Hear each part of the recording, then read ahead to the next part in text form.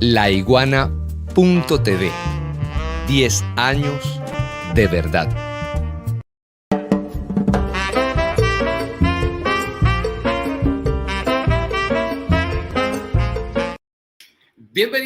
Bienvenidos una vez más a vuestro programa, a vuestro espacio-tiempo y, por qué no, también a vuestra casa desde donde sea. Yo soy Miguel Ángel Pérez Pirelli y estamos transmitiendo, como siempre, en vivo y directo desde la República Bolivariana de Venezuela, más específicamente desde su ciudad capital, Caracas. Hoy es jueves 30 de junio de 2022 y para cerrar este ciclo de programas de los martes, miércoles y jueves de nuestro programa Desde Donde Sea, nosotros tenemos hoy a un gran amigo de la casa, un gran amigo de este país, Venezuela, y un gran amigo personal. Bienvenido, querido Atilio Borón. Qué gusto, Miguel Ángel, la verdad, feliz de estar contigo una vez más en tu programa y en La Iguana TV, así que, bueno, la verdad te agradezco mucho la invitación. Atilio, hermano, hemos insistido mucho en tenerte porque realmente está muy movido el tema geoestratégico planetario. Realmente, como pocas veces uno ve tanto movimiento, tanta reunión, tanto dime y direte, tantas respuestas, tantas reacciones. Bueno, reunión del G7, Atilio, reunión del país, del BRIC, por cierto, picándole el ojo a Irán, el BRIC, un BRIC Plus, pregunto, de pronto tenemos aquí James Story, a representantes del gobierno de Biden aquí en Venezuela. De pronto, por ahí por la Unión Europea están reuniéndose al mismo tiempo Josep Borrell en Teherán, hablando sobre el tema de las sanciones y cómo levantarlas para que vuelvan las empresas europeas nuevamente a Irán. Es decir, no es poca cosa todo lo que está pasando en este momento y tus luces en estos momentos son más que necesarias, Atilio. Adelante. Bueno, efectivamente, mira, estamos en un momento extremadamente peligroso en la evolución del sistema internacional. A ver, no es casual que personajes, por ejemplo, como Noam Chomsky, tan diversos como Noam Chomsky y Henry Kissinger, coincidan en que estamos en una situación límite, al punto tal que hace pocas semanas en Davos, en la reunión de Davos, Kissinger dijo: hay que llegar a un cese del fuego, un acuerdo entre Ucrania y Rusia, en donde Ucrania tiene que admitir la cesión territorial de esas regiones que eran rusófonas, son rusófonas, rusoparlantes, y además regiones que pertenecieron históricamente a Rusia. Digo, acá, digamos, estamos, pero después voy a abundar más en este detalle, pero sí, cuando tú tienes a Chomsky, por un lado diciéndote, estamos en una situación crítica, peligro de una tercera guerra mundial, Kissinger planteando hay que parar esto antes de que sea muy tarde, ¿no es cierto? El Papa Francisco diciendo que ya comenzó la tercera guerra mundial. Sí. Bueno, sí. Ahora, cuando tú comparas eso, no sé si viste la foto que yo publiqué ayer en mi Twitter, de los 7 bandidos, bribones. Claro que sí la vimos. Si la tienes a mano, dile a alguien que la ponga un minuto para que la vea, porque realmente es imperdible esa foto, digamos, con un tipo borracho que se está cayendo. Boris, que tú dijiste, mírale la mandíbula a Boris, ya la claro, un tipo destruido, ¿verdad? Y que además dijo cosas de vuelta de que la invasión de ¿cómo se llama?, de Ucrania había sido producto del machismo de Putin, etcétera, y Putin le refutó diciendo, mira, la señora Thatcher invadió las Islas Malvinas de Argentina. Digo, pero estamos en manos de esa gente, Miguel Ángel. Entonces, ¿cómo no va a estar el mundo en crisis? ¿Te das cuenta? En donde realmente hay entonces problemas muy fuertes que son los problemas, yo quiero aclarar, que son propios de toda transición hegemónica. Y acá se acabó el viejo orden mundial, y esto es un poco la razón por la cual Estados Unidos patalea tanto, porque evidentemente ellos no están de acuerdo con esa idea, ni les gusta, y piensan de que esto no debería ser así, que debería ser de otra manera, pero bueno, uno ahí se encuentra con una situación, te das cuenta, realmente tremendamente complicada, por parte de Estados Unidos y sus aliados europeos, ante un mundo que se les escapa de las manos. Esa es la realidad. Y entonces el peligro de una guerra es tremendo y además un mundo en donde ya se ha roto lo que antes era la economía global, ahora ya hay dos economías globales. Entonces, en ese contexto, todas estas reuniones, el G7, ¿verdad? El G7, ¿qué fue a hacer a Europa? Bueno, fue a tratar de salvar las papas y ver de qué manera podían llegar a algún arreglo, pero finalmente lo único de que hablaron fue de Ucrania. No hablaron de nada y de tratar de ponerle un tope al aumento del precio del petróleo, que es muy difícil de conseguir porque la demanda de petróleo sigue creciendo, aún en el contexto de el avance de las energías renovables. De todas maneras, aún así, la demanda de petróleo sigue subiendo en el mundo. Y eso es lo que te explica que esta delegación haya llegado a Caracas, ya es la segunda vez que llegan, que una delegación igual haya ido a Irán. No es casual porque son dos grandes productores de petróleo y esta gente está desesperada.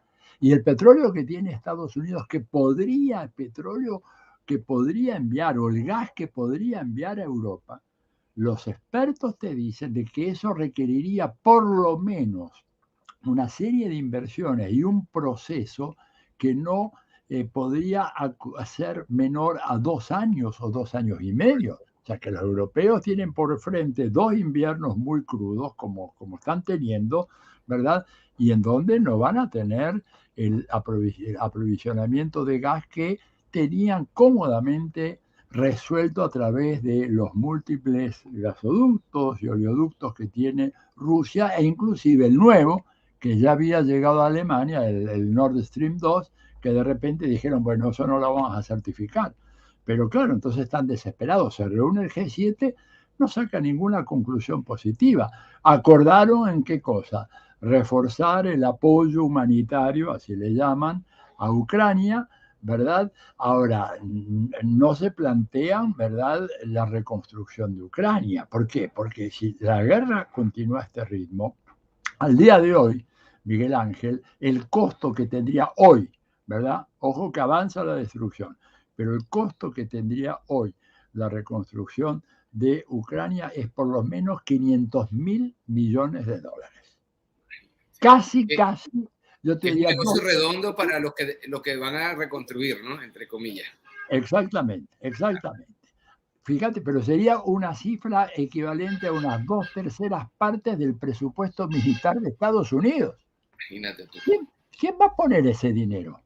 Y además a Estados Unidos le importa, alguna vez le interesó reconstruir algo. La verdad, salvo una ayuda con el plan Marshall en Europa, realmente Estados Unidos no se ha caracterizado por este tipo de salvataje. Lo que Estados Unidos salva son los bancos, igual que lo que salvan los gobiernos europeos. Entonces ahí el G7 se reúne para eso.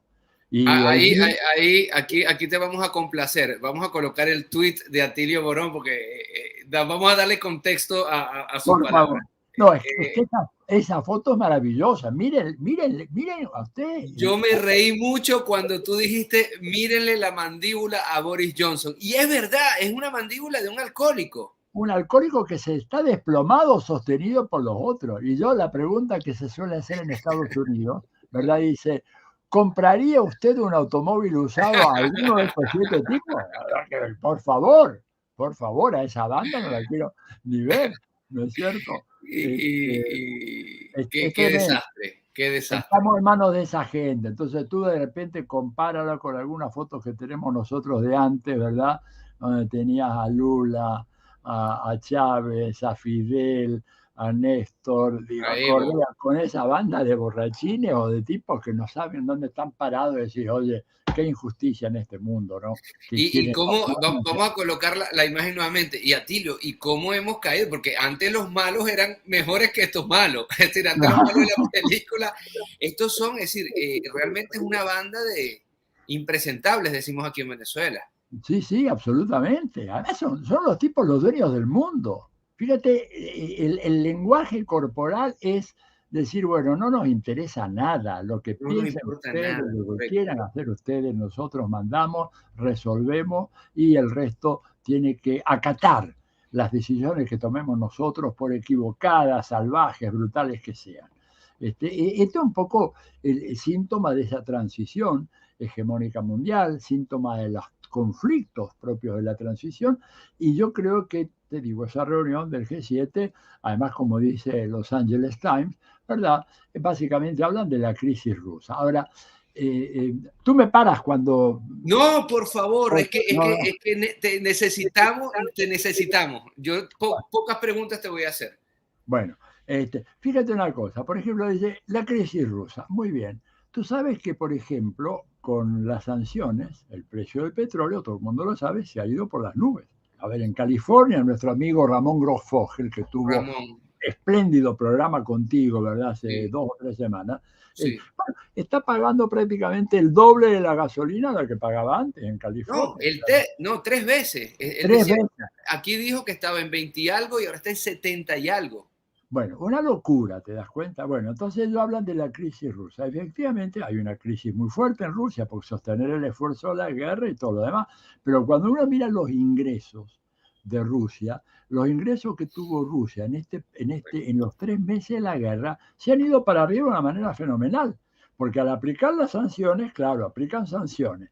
¿A quién afectan las sanciones que se aplican a Rusia? En parte al Estado, a la Federación Rusa, pero en buena medida a particulares y empresas. Pero el tesoro, ¿verdad?, de Rusia, de alguna manera se ha ido acrecentando con estos precios fabulosos. Y ahí aparece la comparación, hay un cuadro, no tenemos tiempo ahora de meter muchos láminas y todo, porque si no, esto sería una entrevista de 4 horas, ¿verdad? Pero se ve cómo se produjo un aumento desde la guerra, muy significativo. Y al mismo tiempo, qué sé yo, Rusia, por ejemplo, que es un país que está evidentemente gobernado por un personaje que tiene un manejo de la problemática geopolítica internacional impresionante. O sea, no se Sí. puede comparar a Vladimir Putin con ninguno de los 7 bribones que vimos en la foto aquella.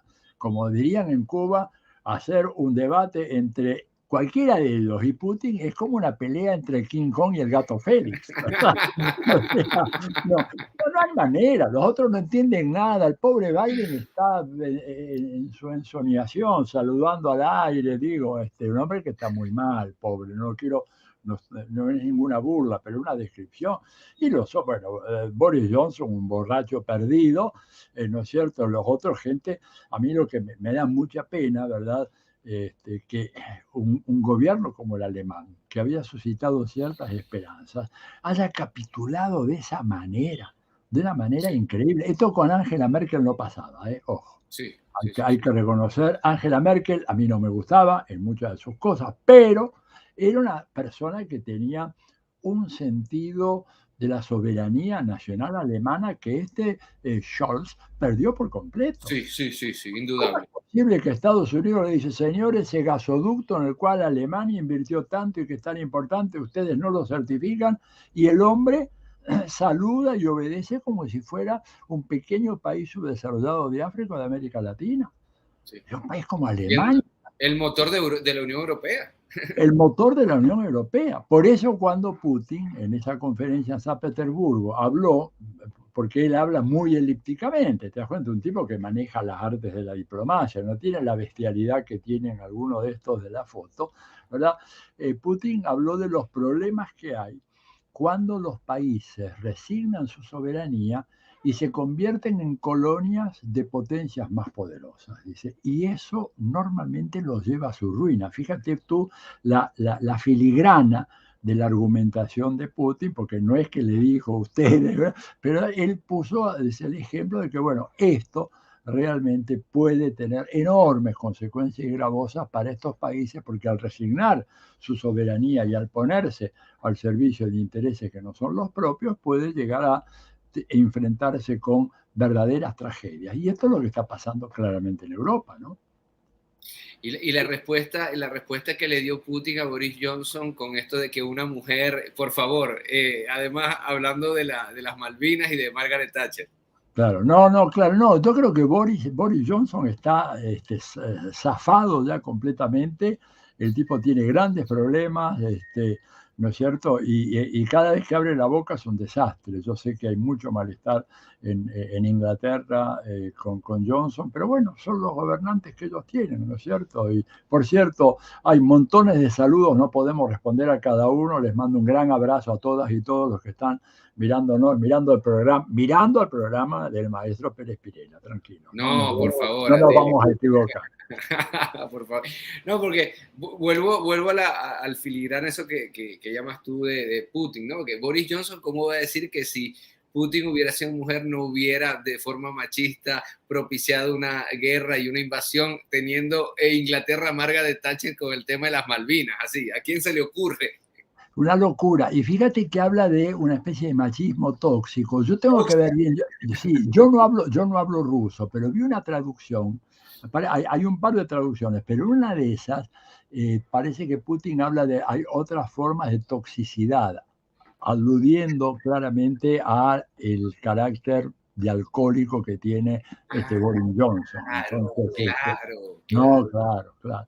No, es muy grave lo que dijo Johnson, y además muy equivocado, no hay una evidencia, digamos, acá se deja de lado un hecho fundamental, y es que Rusia como país ha sido agredido de manera intermitente, ¿no es cierto?, desde la época de la Guerra Fría. Y cuando la Unión Soviética se desintegró y los líderes de Occidente dijeron, le juraron a Gorbachev y después a Yeltsin que la OTAN no se movería una pulgada, esa es la expresión, no se movería una pulgada hacia el este. Y a partir del año 97 se produjo una movida en donde gran parte de los países limítrofes de Rusia ahora tienen instalaciones de la OTAN, incumpliendo la promesa que habían hecho. ¿Eso es un acto de agresión o no es un acto de agresión? Miguel Ángel, si gente enemiga tuya te pone a la salida de tu casa o en las inmediaciones de tu casa un grupo de 5 o 6 sicarios apuntándote con sus armas, aunque no te disparen, ¿quién está agrediendo a quién? Si tú sales después en un momento a repeler eso, ¿eres tú el agresor o eres alguien que está respondiendo a una agresión? Fíjate que en la Conferencia de Seguridad Europea, Putin propuso la integración inclusive de Rusia, de la Federación Rusa, a la Unión Económica Europea. El problema de la OTAN no era la integración económica. Pero claro, ahí hay una cuestión que los medios han tapado, ¿verdad? Y tú has escrito algo, una entrevista muy interesante sobre el tema de los medios y sus mentiras hace poquitos días, me parece, Sí, ¿verdad? correcto. Han tapado el famoso informe de Paul Wolfowitz, ¿no es cierto? ¿Quién es Paul Wolfowitz? Bueno, fue este personaje, ¿no es cierto? Fue el segundo en el Pentágono en los años de George Bush padre.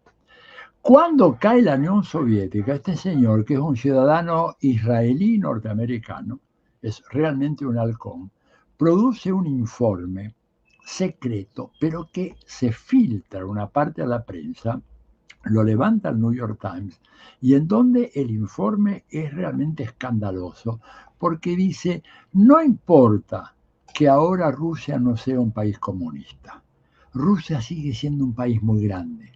Rusia sigue siendo un país con enormes recursos y esa gravitación de Rusia la convierte objetivamente en un obstáculo para la promoción de los intereses nacionales de los Estados Unidos en Europa y probablemente en otras partes del mundo.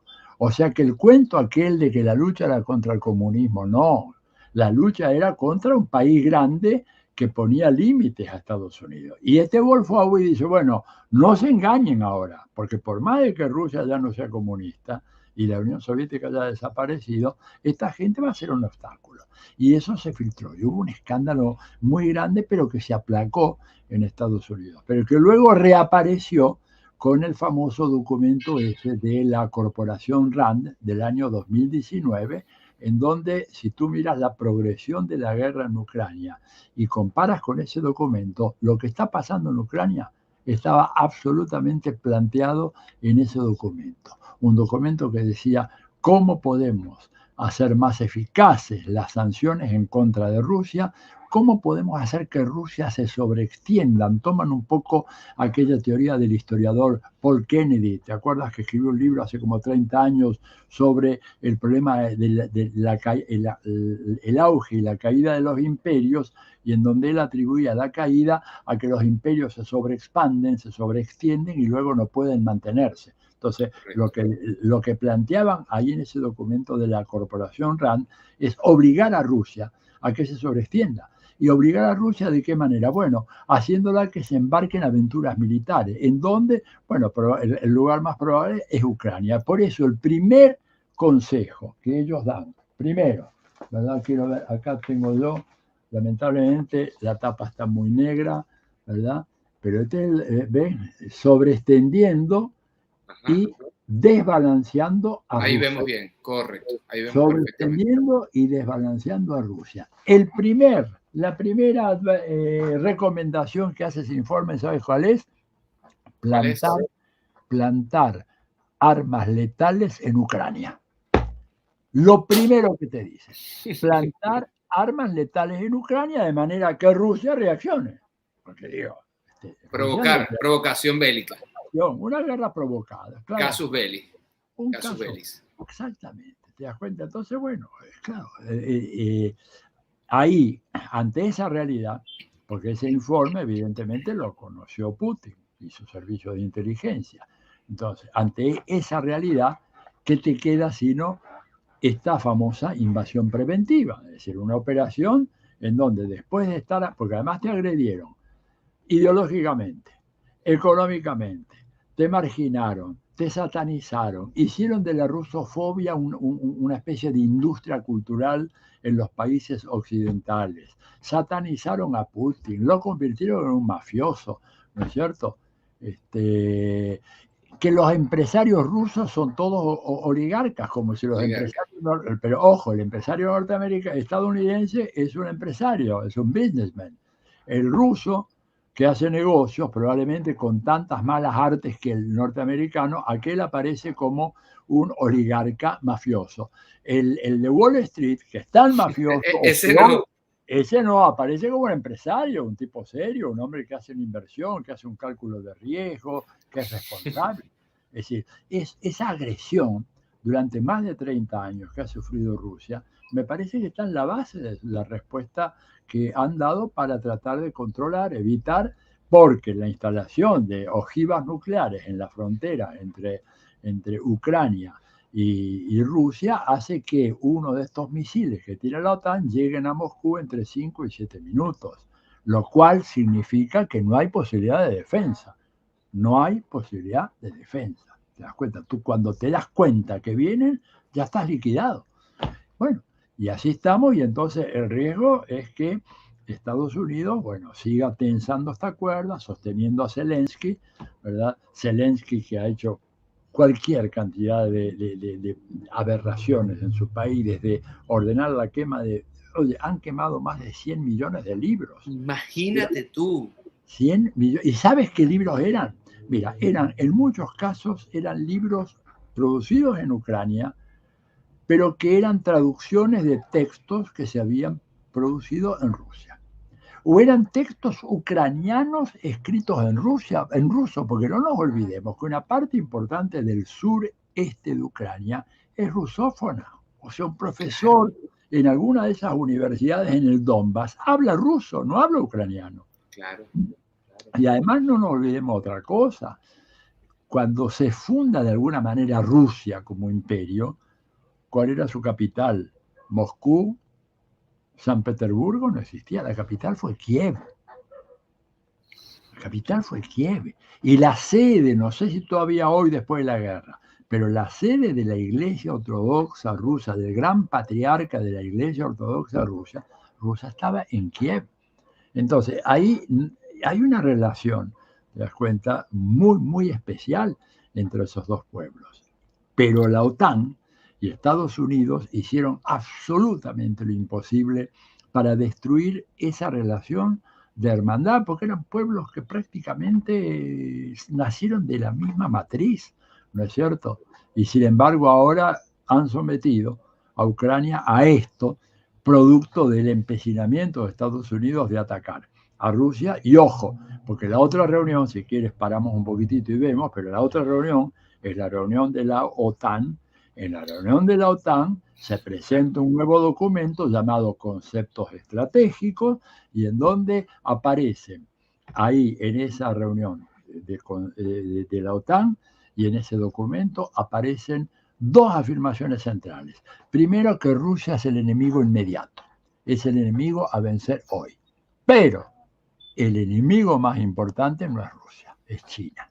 Está dicho de esta manera. Oye, eso equivale casi a una declaración de guerra. Es que es un lenguaje de la guerra. Cuando tú planteas ya un Estado o nación como enemigo, son categorías bélicas. Absolutamente, y hacen una reivindicación de Taiwán y de su independencia de Taiwán, y diciendo de que no van a tolerar que se afecte la independencia de Taiwán. Taiwán, digamos, es una parte integral de China desde hace miles de años. Y además esto fue acordado y ratificado cuando tú sabes que cuando se produce el fin de la Segunda Guerra Mundial, surge Naciones Unidas. El mando de las Naciones Unidas recae sobre el Consejo de Seguridad, ¿verdad? Los 5 grandes que se llaman Estados Unidos, Francia, el Reino Unido, Rusia y China.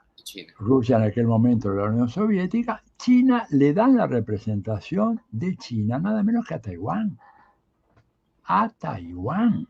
Y eso dura, digamos, hasta comienzos de los años 70, ¿verdad? En donde se produce el giro, y en la época de Nixon y Kissinger reconocen de que ya es absurdo que Taiwán asuma la representación de China, un país que en ese momento tenía 1.200 millones de habitantes contra una islita que tenía 20, 25, y además que no representaba nada, ¿no es cierto? O sea, durante un cuarto de siglo por lo menos a China se le virló el asiento en el Consejo de Seguridad de Naciones Unidas. Y esto habla, digamos, de esta idea loca que tienen algunos en Estados Unidos y en Europa de decir, vamos a promover la independencia de Taiwán y de esa manera vamos a probablemente provocar a China, de la misma manera que con la instalación de bases militares de la OTAN en Ucrania se provoca a Rusia. Ahora, esto es realmente lo que dije varias veces, jugar con fuego. Y ahí probablemente vas a salir chamuscado, porque lo que pasa es que China, ¿no es cierto?, hoy por hoy no es un país indefenso como fue durante mucho tiempo. No tiene capacidad ofensiva, pero para meterte en su territorio, para meterte en su espacio, ahí segundo gasto militar después de los Estados Unidos en este momento. Así es, y además con un país que ha desarrollado una vanguardia tecnológica impresionante. En misiles, los misiles supersónicos, además. Los Estados Unidos están años luz de esa tecnología. Están comenzando, Atilio. Claro. Entonces, y fíjate, ahora yo creo que en todo este tema de la geopolítica, a veces nosotros cometemos un error que hay que tratar de corregir, de mirar fundamentalmente lo que dicen organismos tales como el Departamento de Estado, el Consejo Nacional de Seguridad en Estados Unidos, la CIA o algunos órganos de la Unión Europea. Yo recomiendo mirar algunos de los escritos y los informes militares de Estados Unidos. ¿Por qué?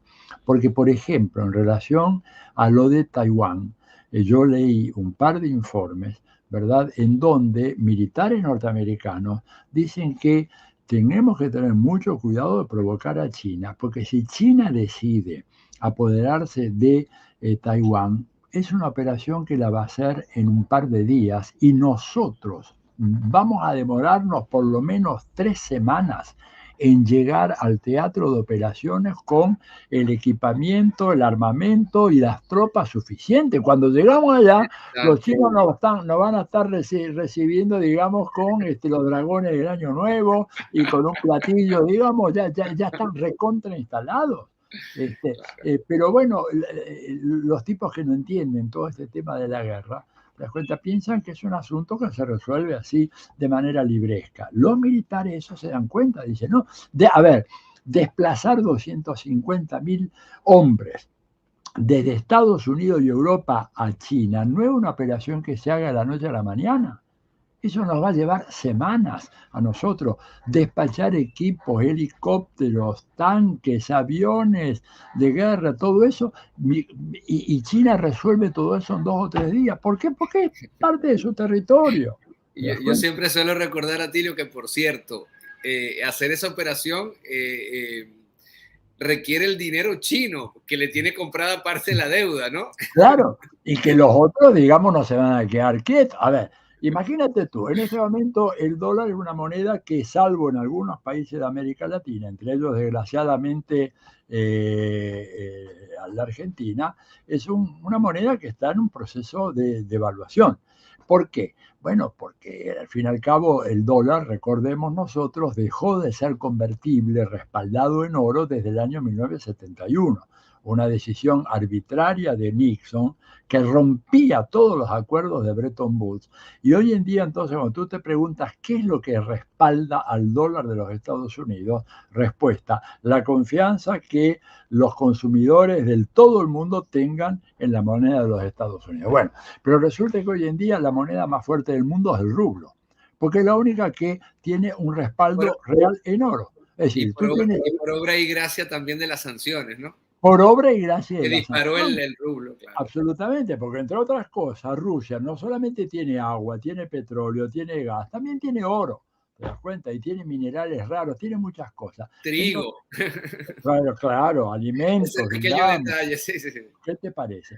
Entonces, fíjate que los chinos, ante un eventual ataque de los Estados Unidos, largan los 2.000, ¿qué son? 2.000 millones, no más, es mucho más, 2 millones de millones, o sea, son 2 billones de dólares. Billions, correcto. 2 billones que tienen ellos puestos en el bono del Tesoro de los Estados Unidos. ¿Y sabes qué? El dólar se desploma como cuando tú tiras un pedazo de trapo mojado al suelo, que cae, ¡pum!, ¿verdad? Entonces, yo creo que acá hay mucha hojarasca, mucha palabrería y mucho negocio, porque las ganancias que han registrado en las últimas semanas la Northrop, la Raytheon y todas estas grandes proveedores de armas de Estados Unidos son escandalosas y son ganancias producidas, ¿por qué? Por la compra que Estados Unidos y los países europeos están haciendo de estos pertrechos militares para beneficio de las grandes corporaciones, ¿verdad? Que son las que están realmente aprovechando la guerra para reforzar sus fenomenales ganancias. Ahora, son las corporaciones, porque el pueblo estadounidense, como lo decíamos al inicio, está pagando muy cara la gasolina, tiene una inflación galopante, y países europeos, hoy Sánchez salió diciendo allá en España que era, por decirlo menos, preocupante los niveles de inflación que está viviendo España. Así es. Y con... dime. Discúlpame, Atilio, y mientras tanto, los Estados Unidos y la Unión Europea siguen enviando más armas a Ucrania, sabiendo que es una guerra perdida. Bueno, pero ¿sabes qué pasa? ¿Cuál es la estrategia de esta gente? ¿Qué es lo que quieren? Un poco en línea con el informe de la Rand Corporation. Ellos lo que quieren es prolongar la guerra lo más posible, a partir de la idea de que la prolongación de la guerra terminaría desangrando a Rusia y posibilitando... Está muy mal, le está yendo mal esa estrategia, porque precisamente las arcas rusas están llenas, no lo digo yo, lo dicen los informes de exportación rusa, no solamente de energía, también de alimentos y materias primas. Absolutamente, te das cuenta. Pero bueno, pero ellos lo que quieren, el plan es que la guerra se prolongue, que Rusia entre en bancarrota económica porque no puede financiar la guerra, y luego hacer de Rusia lo que hicieron en la antigua Yugoslavia, una partición de ese territorio y construir ahí 7 pequeños estados independientes, ellos tienen la misma noción. Incluso yo he visto por ahí, en este delirio que tiene esta gente, que están delirados completamente, he visto particiones, la República de Siberia, la República Suroriental, digo, pensando ya de que pueden fácilmente acabar con Rusia y transformarla en un espacio geográfico ahora ocupado por 5, 6 o 7 países independientes. Es toda una locura, pero bueno, la locura es parte fundamental del funcionamiento del sistema político de Estados Unidos. Cuando digo locura y el afán de ganancias y la inmoralidad profunda, ¿verdad?, que tiene toda esta situación, porque están jugando con la vida y la felicidad y el bienestar de millones de personas, por ahora en Ucrania, pero Europa va a pagar un costo muy caro por esta sumisión a los intereses de los Estados Unidos. Por esto de asumir como propia una guerra que no es propia, sino que es una guerra de Estados Unidos y que Europa no tiene nada que hacer ahí. Pero bueno, a mí me preocupa mucho ese nuevo documento de la OTAN, porque ellos claramente ya hablan de que la OTAN tiene que convertirse en un ejército de protección planetaria. Ya no es más una organización, ¿verdad?, para proteger la seguridad de Europa, sino que es una organización para mantener lo que ellos llaman de una manera muy hipócrita un orden mundial basado en reglas. ¿Cuáles son las reglas? Las reglas puestas por Estados Unidos y sus asociados.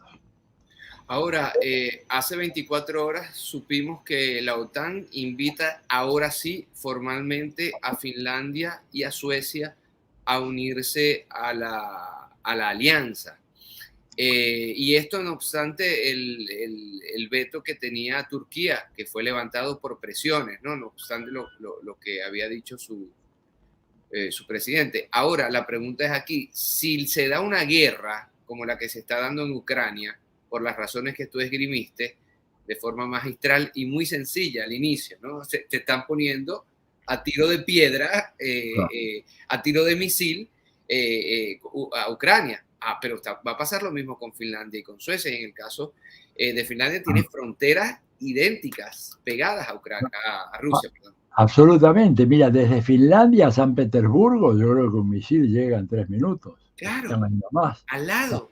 Yo he estado en Helsinki y estuve en San Petersburgo en la época que se llamaba Leningrado, prácticamente divisas del otro lado, digo, o sea, es una locura, sobre todo, dime, porque Finlandia, desde fines de la Segunda Guerra Mundial, no tuvo realmente problemas serios con la Unión Soviética y mucho menos después con Rusia.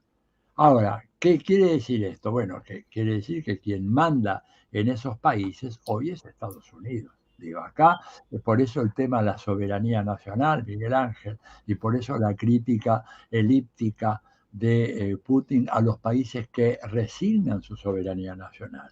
Que yo puedo entenderlo en países débiles, en países subdesarrollados, pero un país como Suecia, tener que convertirse en un apéndice de Estados Unidos, exponiéndose a las represalias, porque Van a ver. Claro, pero fíjate, lo que muchos Disculpa, expertos... ya les cortaron parte del petróleo y del suministro, por cierto. Sí, Rusia sí. como respuesta. Absolutamente, absolutamente. Y van a seguir por ese camino. Fíjate que lo que los expertos militares más serios dicen, inclusive aquellos de los Estados Unidos, es que se sorprenden de que Rusia no haya lanzado todavía todo su potencial destructivo en contra de Ucrania. Claro. Esto, hay un coronel del ejército norteamericano retirado, un tal McGregor, lo pueden buscar en una entrevista que hizo con la Fox News hace cosa un mes y medio. Dijo, esto claramente habla de la parsimonia con la cual Putin está gestionando esta guerra. Dice que es diferente a lo que nosotros hubiéramos hecho. Estados Unidos lo que hace en una situación de guerra es que bombardea todo, como hizo en Corea, que no queda piedra sobre piedra, y luego reconstruye. Sus empresas se dedican a reconstruir, en fin, etc. Este hombre ha actuado hasta ahora con extrema prudencia, ¿verdad? Pero evidentemente esa prudencia va a ser cada vez más dejado de lado en la medida en que la OTAN levanta la vara y la agresión y la amenaza de agresión es cada vez mayor. ¿Cómo? Porque además acá hay una cuestión que no es una cuestión de teoría, una cuestión que tiene que ver con la práctica. Y la práctica es esto. ¿Es razonable pensar que el mundo puede ser seguro cuando el país territorialmente más grande de la Tierra, que es Rusia, un país cuyo territorio, Miguel Ángel, equivale a todo Sudamérica sacando Paraguay?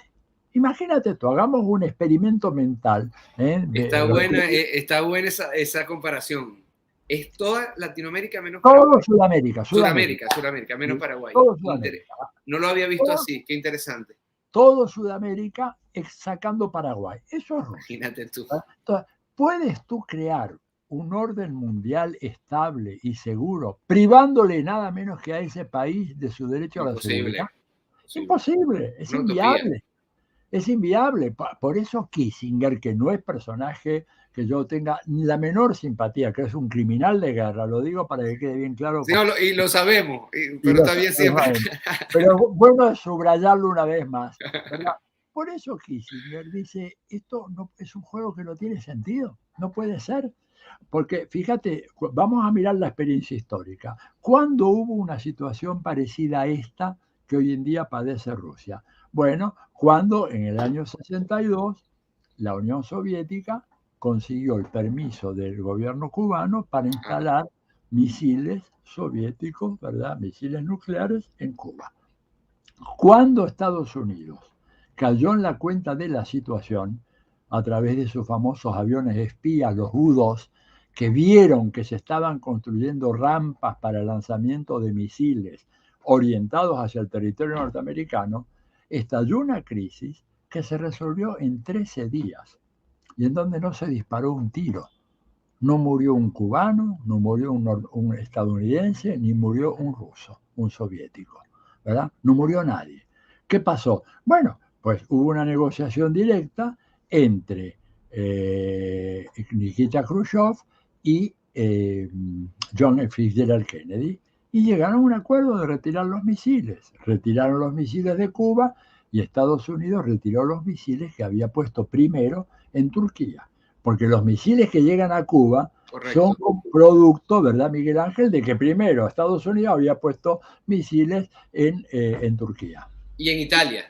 Y en Italia. Pero básicamente lo que más le preocupaba a la Unión Soviética era Turquía. ¿Por qué? Por la proximidad con el acceso al mar Negro y todo lo demás, y la salida, digo, porque, a ver, esos misiles te bloqueaban el estrecho del Bósforo, ¿verdad? Y la flota de mar desaparecía la flota del mar soviética. Correcto. Entonces, por eso hubo esa negociación. Hoy no hay tal cosa. ¿Por qué? Porque el gobierno de Ucrania no existe. No es un gobierno real. Obedece a lo que dice Biden, ¿no es cierto? Y sus asesores, que son tipos que realmente no tienen la menor idea de la extrema peligrosidad de la situación en la cual se están poniendo al mundo, porque acá, cuidado, acá se acabó la vieja teoría, ¿no es cierto?, de los años 80, 90, del first strike, o sea, el primer golpe, ¿no es cierto? Había una teoría en aquellos años, tú seguramente la has visto, algunos de los autores, ¿verdad? No me acuerdo el nombre de uno que era el más importante de todos, que él planteaba de que, bueno, Estados Unidos podía plantearse, o pudo plantearse durante un cierto tiempo, la posibilidad de hacer un ataque nuclear así arrasador contra la Unión Soviética sin que hubiera retaliación o represalia alguna. Bueno, eso hoy ya no es más posible. Hoy, con las tecnologías, la inteligencia artificial, la robótica, todo eso, tú puedes lanzar un ataque devastador en contra de Rusia, pero no vas a poder impedir la respuesta. Inmediata, y que además que inclusive la deciden un sistema de computadoras y de robots como estos. Ni siquiera tiene que haber un general ruso ahí apretando un botón, eso es automático.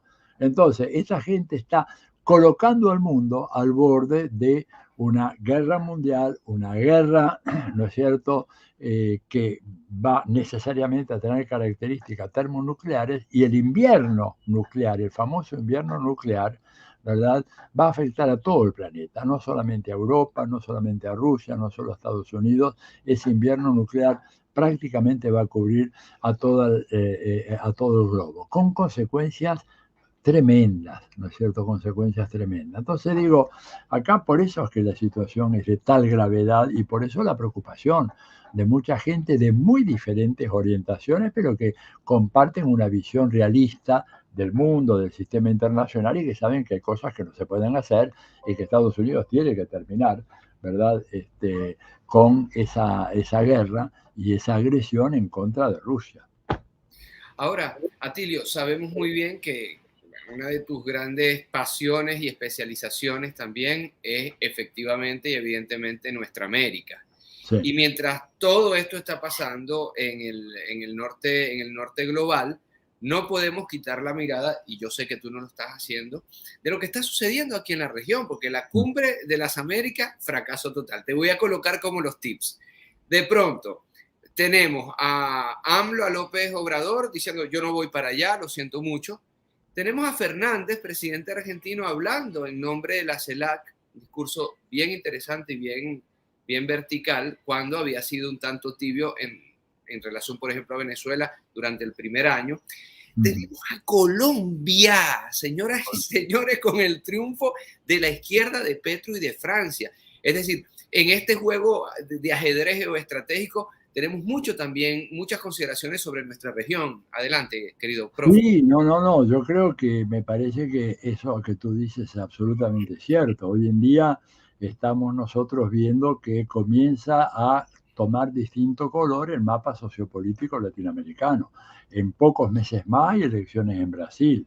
Noviembre. No, octubre la primera vuelta, creo que es. Octubre, ya Okay. estamos en vísperas, ¿verdad? Falta Dios poco. mío santo. Y bueno, todo indica que Lula va a ser el triunfador, aunque, viste, los partidos hay que jugarlos y hay que ver, hay mucha preocupación porque Bolsonaro está ideando un tipo de reacción parecida a la de Trump en Estados Unidos. El 2 de octubre, correcto, 2 de Creo, octubre, elecciones en Brasil. la primera vuelta, y creo Sí. que 3 semanas después la segunda vuelta. O sea, en octubre tenemos el mapa completo pintado. Hoy por hoy es un mapa que tiene colores que no son del agrado de Estados Unidos, aunque claramente este nuevo ciclo al cual se incorporaron Colombia y México, porque México, recuérdate que México no fue parte del primer ciclo progresista de América Latina, porque México Y sufrió. Chile, y Chile. Y Chile, México, claro. Impensable, Colombia, México y Chile, impensable. Impensable. Y sin embargo, se fueron incorporando. Claro, es un ciclo más moderado, mucho más moderado que el que conocemos.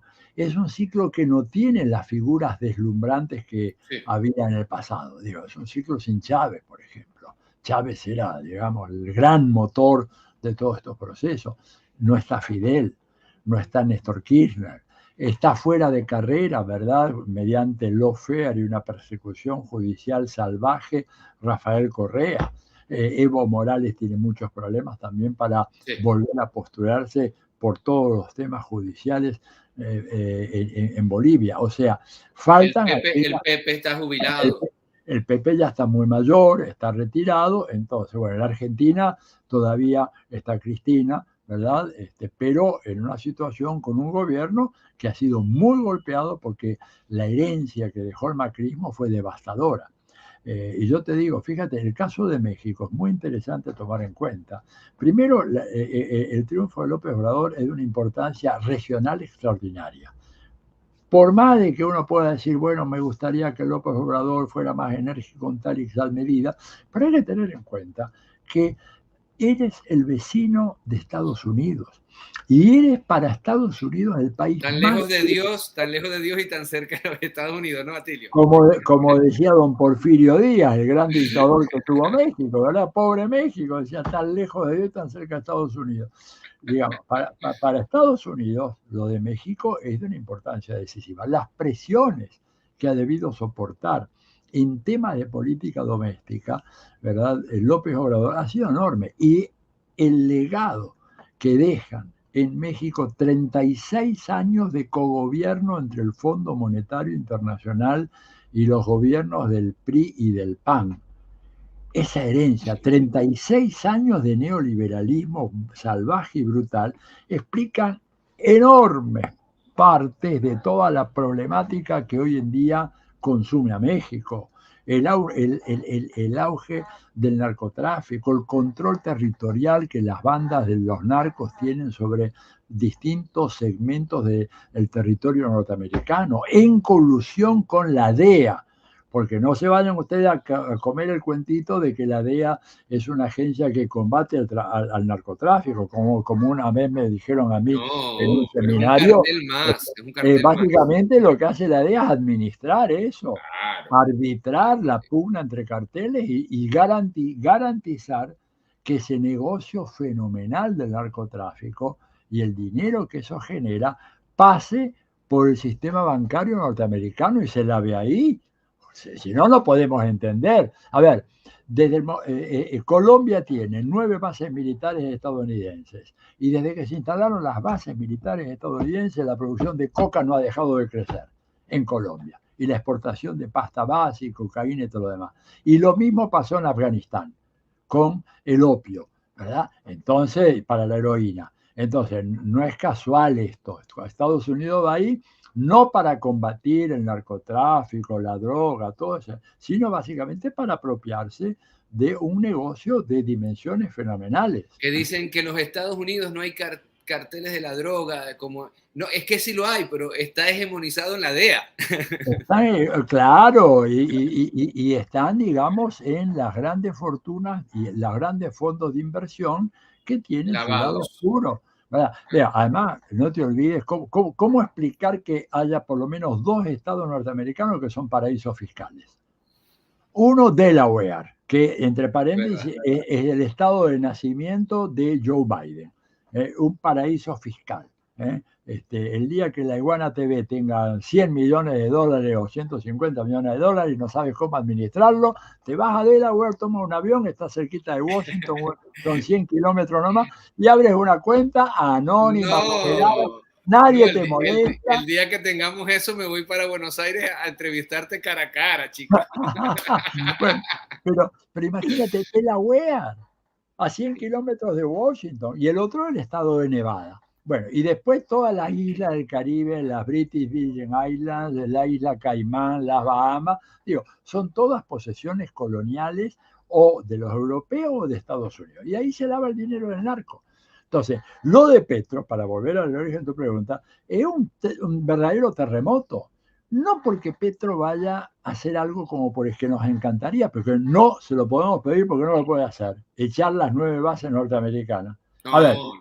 si los japoneses no pudieron echar la base de Okinawa, a pesar de los desmanes que han hecho los soldados, violaciones, robos, asesinatos, tú sabes que si tú eres un personal que está en una base de los Estados Unidos, tienes inmunidad jurídica.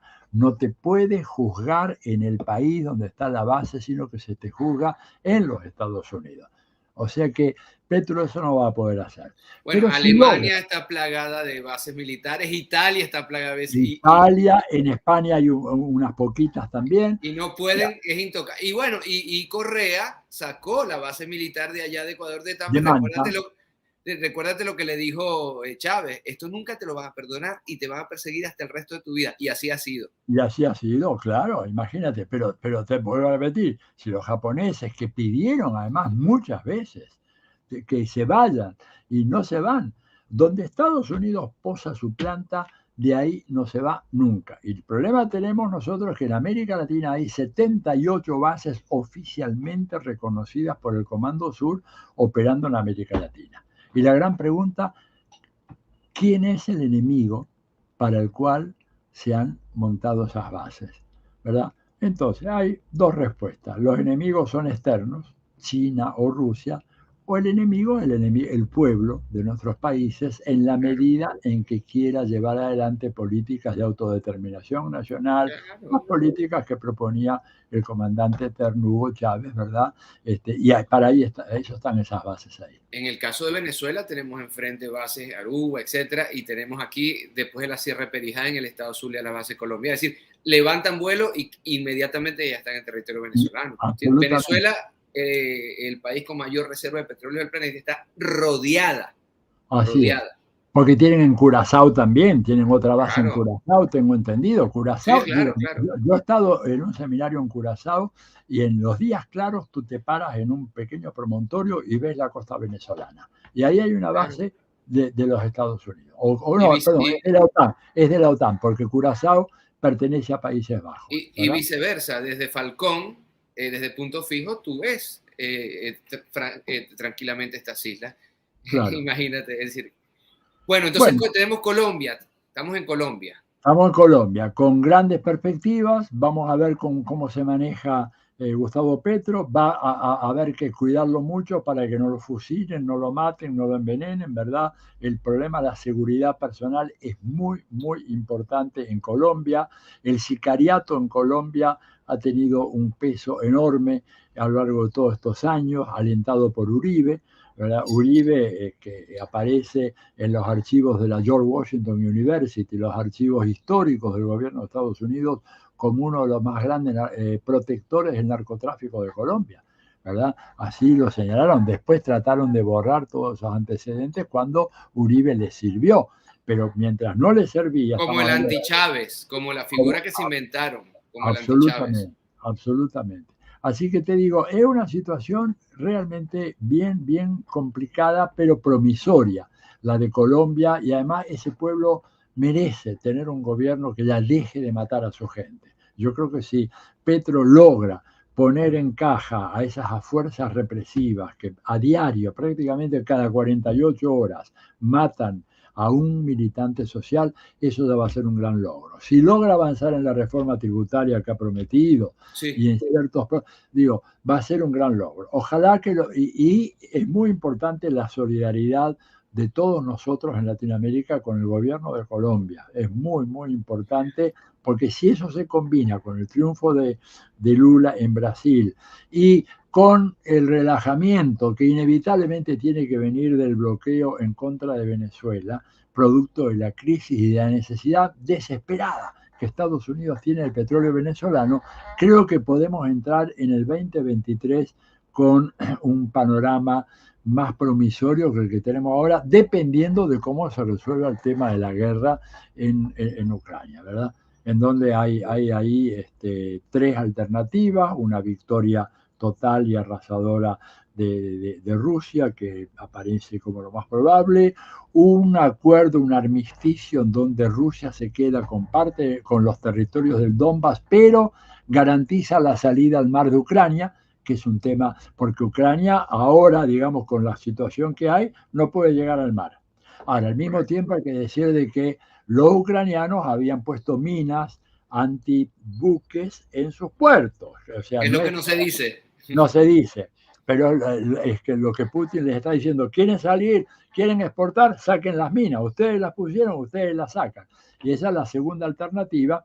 Y la tercera, que es la alternativa del delirium tremens, que alimentan algunos sectores en Estados Unidos, Miguel Ángel, es la de precipitar un cambio de régimen en Rusia.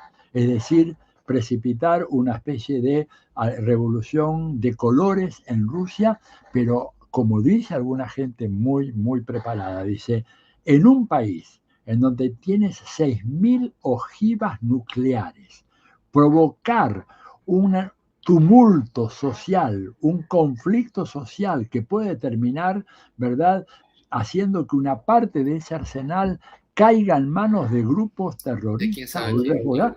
Es realmente prácticamente un certificado de defunción para el planeta. Digo, porque todo cae en manos de sectores, suponete, ultranacionalistas rusos y dice, ajá, nos han destruido el país, etcétera. Bueno, pues acá se van y te tiran y chao Berlín, chao París, chao Londres, todo eso. Entonces, de los tres escenarios, ¿verdad? Bueno, el segundo, que sería que Rusia se queda con ese corredor que le da continuidad a su territorio hasta Odessa, que fue históricamente lo que fue Rusia, ¿verdad? Esto lo dice Solzhenitsyn. Odessa y Crimea fueron rusas desde el principio de la historia de esos países, ¿verdad? Con una garantía de que por canales de diversos ríos Ucrania puede tener una salida al mar, cediendo ese territorio, como les aconsejó Henry Kissinger. Entonces, si eso se da, y se da este año, el 2023 puede ser un año un poco más promisorio para esta humanidad que está sufriendo todos estos horrores, cambios climáticos, amenazas de guerra, migraciones, desplazamientos millonarios de personas, incidentes como los que vimos en Marruecos matando a no sé cuántos africanos pobrecitos que huían de la miseria del colonialismo, etc.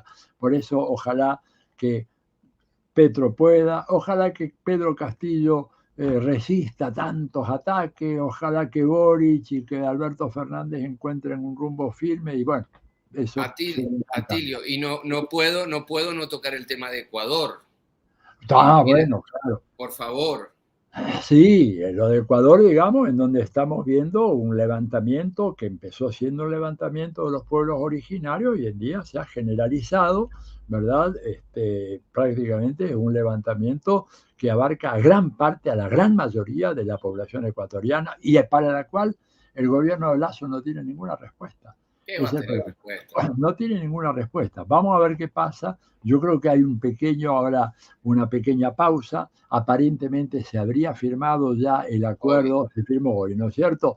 Pero vamos a ver si lo cumplen, porque si no lo cumplen va a haber un nuevo levantamiento. Sí. Y recordemos, ¿verdad?, que a finales del siglo pasado, en la década de los 90, en Ecuador prácticamente hubo 6 o 7 levantamientos populares que acabaron con varios gobiernos, y eso está inscrito en la memoria histórica del pueblo ecuatoriano, de manera que Ecuador también está ahí en un tembladeral y en donde desgraciadamente hay mucha muerte, no solamente la muerte de la represión, lo que está pasando en las cárceles ecuatorianas es realmente espeluznante, ¿verdad? Sí. Solamente en este año prácticamente casi 500 reclusos murieron en trifulcas y en peleas, y esto refleja la penetración del narco en estos últimos años con los gobiernos neoliberales de Lenín Moreno y de Guillermo Lazo.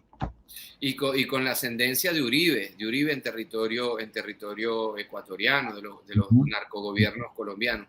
Hay un detalle que quizás se nos escapa en los análisis que hacemos normalmente, y es que Venezuela, ¿cuántas veces hemos discutido esto tú y yo en varias ocasiones? ¿Cuántas veces la izquierda bien pensante latinoamericana ha escrito obituarios para Venezuela y resistió? Llegó Macri y nosotros estamos ahí. Llegó Bolsonaro y nosotros estamos ahí. Cayó el Frente Amplio en Uruguay y nosotros seguimos aquí. Y no nos olvidemos, en este escenario que tú estás hablando, el 2023, que justo en el 2024 hay elecciones en ese país, en este país que tanto ha resistido aquí en Venezuela. Es decir que... Dime. Realmente no, que creo que Nicolás Maduro se ha revelado como un gran piloto de tormentas. Impresionante. Digo, esto objetivamente te puede o no gustar algunas cosas, no sé, pero claramente... Te puede o no gustar, sí. Pero bueno, como te puede o no gustar a cualquiera de los grandes líderes de América Latina, algunas cosas te pueden no gustar, pero el hombre ha demostrado... Capacidad de resistencia y de inteligencia. Y de clarividencia. Oye, yo tuve la suerte de hacerle una entrevista radial hace 3 semanas. La escuchamos. Muy felicitaciones, buena, muy buena. Dio una lección sobre la problemática geopolítica y estratégica, ¿verdad? Cuando prácticamente todo el mundo, muchos sectores aplaudían la designación de este payaso de Juan Guaidó, ¿no es cierto? Que pensaban que iba a ser el futuro presidente. Digo, por favor, Venezuela, y además Venezuela está hoy en día en las estimaciones de la CEPAL, es uno de los países que tienen mejores previsiones de crecimiento económico. Del Banco Suizo. Del Banco Suizo. Claro, es decir, el gobierno venezolano dio unas proyecciones de crecimiento y el Banco Suizo lo corrigió, le dijo, no, es más de lo que usted está corrigió para el alza, claro. Para adelante. Es fundamental, y eso es una enorme alegría, porque la verdad que el pueblo venezolano ha sufrido, como ha sufrido, digamos, el pueblo cubano y el pueblo nicaragüense, estos pueblos que han sido sometidos a brutales bloqueos, salvajes agresiones, todo lo cual constituyen crímenes de lesa humanidad. Oye, el bloqueo que ha hecho, ¿verdad?, Estados Unidos, el gobierno de Estados Unidos en contra de estos países, son crímenes de lesa humanidad que deberían ser juzgados por la Corte Penal Internacional. Y no lo son porque no hay democracia en el sistema internacional. ni hay igualdad, ni hay ecuanimidad, ni hay equilibrio. Y ese es el punto que creo que probablemente estamos en un punto de inflexión en donde estamos viendo el alumbramiento de una nueva era. Y yo creo que esa nueva era, espero que esté signada por una mayor racionalidad, un mayor equilibrio, una mayor sensatez, y no por lo que ha venido dominando hasta ahora, que ha sido el imperativo de la dominación imperialista y la ganancia de los monopolios. Bueno, Atilio, para ir cerrando y agradecerte sobremanera, bueno, estas luces que nos das y que realmente tú eres mi hermano y tú eres mi amigo, te lo digo con la mayor sinceridad, eran necesarios porque está todo muy convulsionado. Cada día la cantidad de eventos geoestratégicos mayores que se dan realmente casi que no dan tiempo para el análisis, pero siempre es muy importante para nosotros tenerte.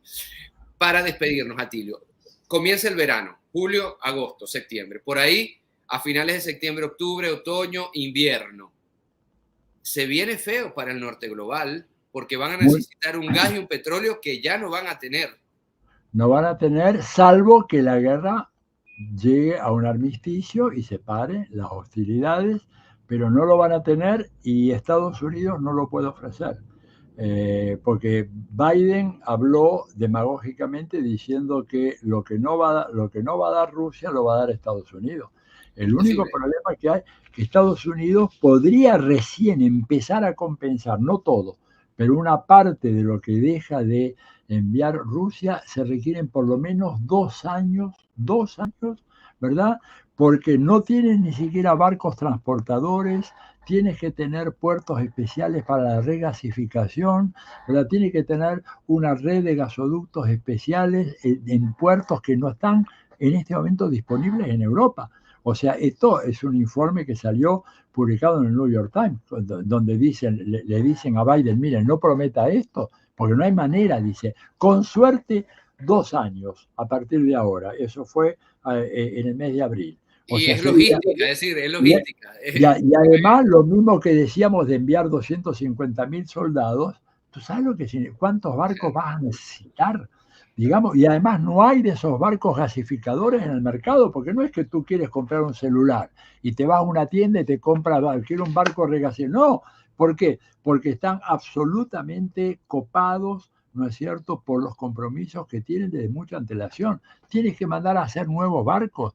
¿Quién va a invertir hoy en día en un barco gasificador? Si yo le digo a ese señor, sí, invierta usted ahí nomás, pero nosotros ya en 2 o 3 años vamos a estar con las energías renovables y usted el barquito lo va a tener que transformar en un crucero. ¿Te das cuenta?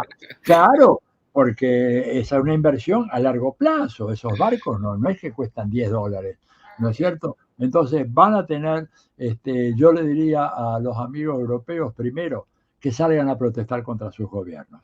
Que no sean tan tontos, que no caigan en la rusofobia. Yo estoy desesperado, mira, y no quiero hablar mucho más porque ya llevamos mucho tiempo, y además estás hablando con un convaleciente de una neumonía, así que yo en cualquier momento me desplomo. No digas eso, no digas eso. No, pero te digo una cosa, yo estoy sorprendido de un escrito que hizo nada menos que Slavoj Žižek, que publicó en el Guardian de Londres, en donde hace una reivindicación, pero absoluta, de la OTAN.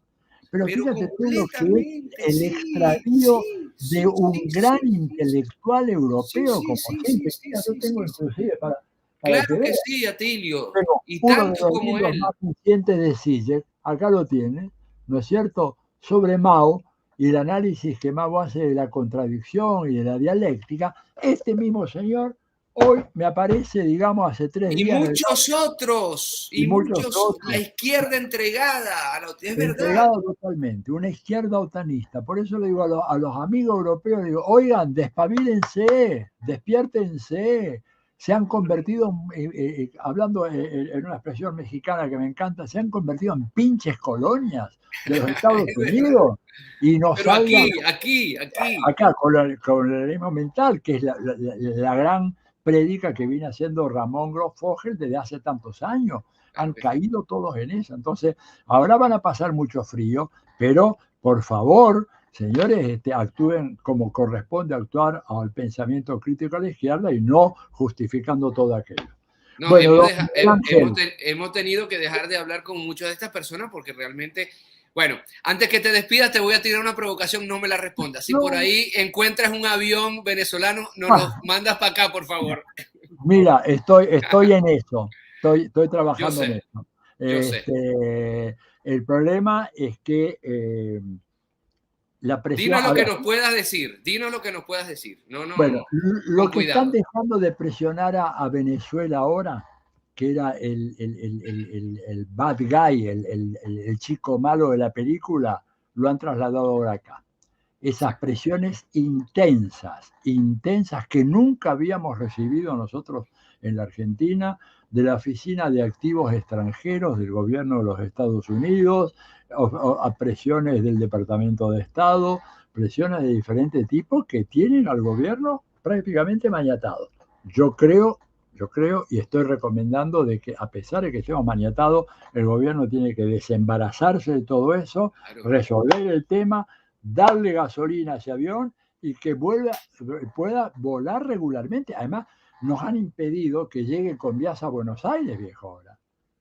Claro, es que esa es la jugada, cortar están acosando a Venezuela a través del gobierno argentino. Así que bueno, pero estamos trabajando muy, muy fuerte en ese tema ya y van a haber novedades pronto. Maestro, un gran abrazo. Otro para ti, gracias a ti. Un gran abrazo a toda la gente que nos ha estado mandando mensajes. No les podemos responder porque estamos en todo este torbellino de preguntas y respuestas, pero un placer para mí estar siempre en La Iguana, estar con Miguel Ángel Pérez Pirela, que es uno de los colegas, ¿verdad? No solamente un gran periodista, un gran colega, y realmente espero, bueno, con gusto vamos a difundir este programa después por las redes sociales, porque salió muy lindo.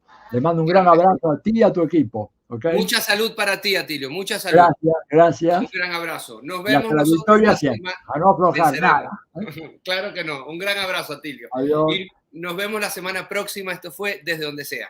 Chao a todos. Chao, chao.